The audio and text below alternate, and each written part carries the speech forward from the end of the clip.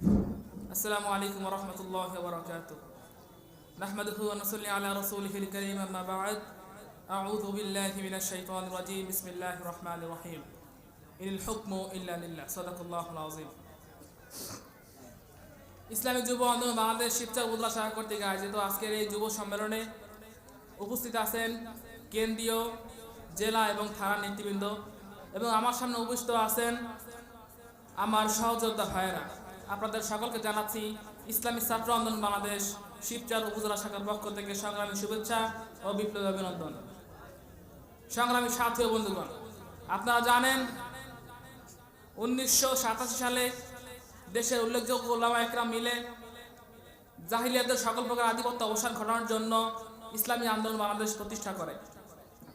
ইসলামী আন্দোলন বাংলাদেশ প্রতিষ্ঠা করার আগ পর্যন্ত আজ পর্যন্ত হাঁটি হাঁটি পা পা করে ইসলামী আন্দোলন বাংলাদেশ বাংলার জনপদে জনপদে ঘরে ঘরে মানুষের হৃদয়ে হৃদয়ে জায়গা নিতে সক্ষম হয়েছে।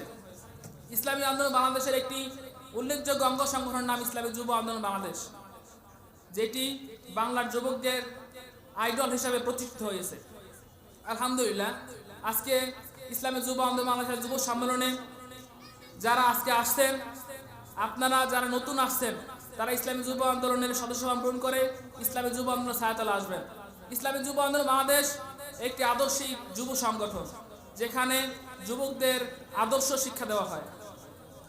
ইসলামী যুব আন্দোলন বাংলাদেশ চায় বাংলাদেশকে এমন এক যুবক উপহার দিতে যাদের হাতে আগামী বাংলাদেশ নিরাপদ, যারা বাংলাদেশকে নেতৃত্ব প্রদান করলে বাংলাদেশ আর কখনো দুর্নীতির চ্যাম্পিয়ন হবে না ইনশাআল্লাহ।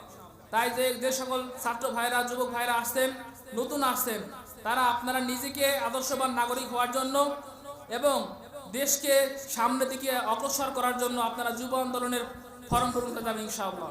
এই আশা ব্যক্ত করি আমি আমার সংক্ষিপ্ত বক্তব্য শেষ করছি। ওয়া আখিরি দাওয়ানা আলহামদুলিল্লাহি রাব্বিল আলামিন।